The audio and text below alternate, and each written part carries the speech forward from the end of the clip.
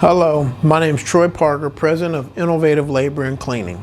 Today I'd like to talk to you about self-forgiveness. I've talked in the past about forgiving others, but many times forgiving ourselves is 10 times harder than forgiving others.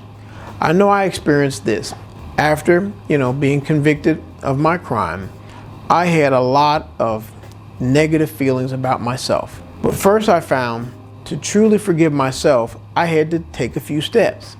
Now, there was nobody I could blame for what I had done. So I first had to take responsibility for what I had done that had got me into trouble. Second, I had to show remorse for the mistakes I had made. Not merely just saying, well, I'm sorry. I had to reach out to those that my behavior had affected. I called the bank officials that I had done business with and defrauded and apologized for my actions. I didn't make excuses. I said it was wrong, I knew better, and I apologized. Now, this is the step that sometimes can hang people up because you don't really know how the person you're apologizing is going to take it. Some people were nice about it. They accepted my apology, said we all make mistakes, and was glad, hey, I was trying to do better. Others were more apprehensive. Now, you can't control how someone is going to receive your apology. And many times I've seen people get hung up because when they apologize, it's not accepted. And this is where I caution you. Once you have extended the apologies, it's not really about if they accept it or not. What you're doing is more or less releasing it and saying, hey, I made a mistake, I'm sorry, and it's up to them whether they take it or not. You've released it. Don't then, because maybe they say they won't accept it or they say something harsh to you, take back that grief and negativity.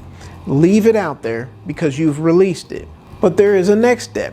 You have to then show some renewal. In other words, make sure you have changed the behaviors and the thinking that caused you to make that mistake. Far too often I've heard people say, well, heck, I apologize.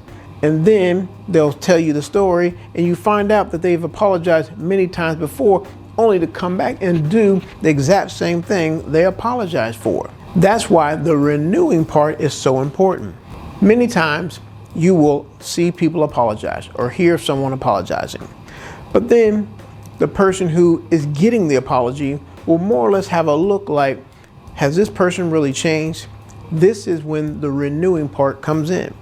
The person who received the apology many times isn't sure, are you just saying it to say it, or have you really changed?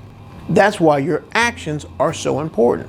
They want to see if your thinking and your behavior has changed to go along with that apology.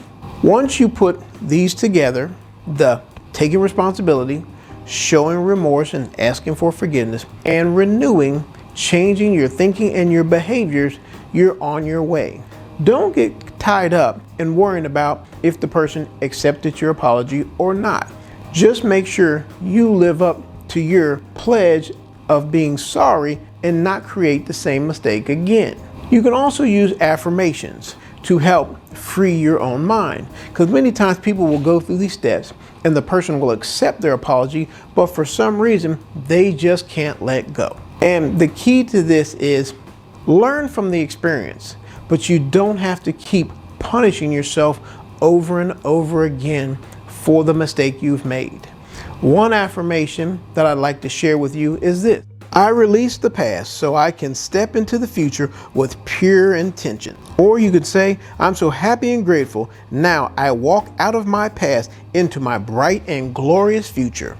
And feel it when you say it.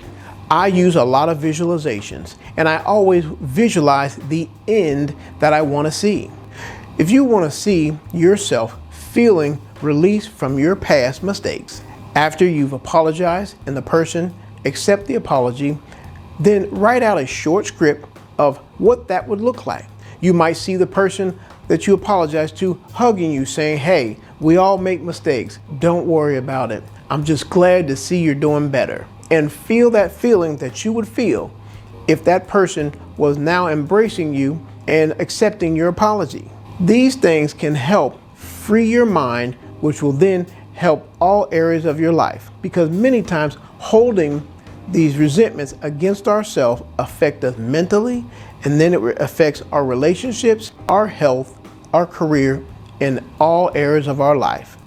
I hope this information has helped you. Please share this video. And as always, remember, it's up to you to make your life matter.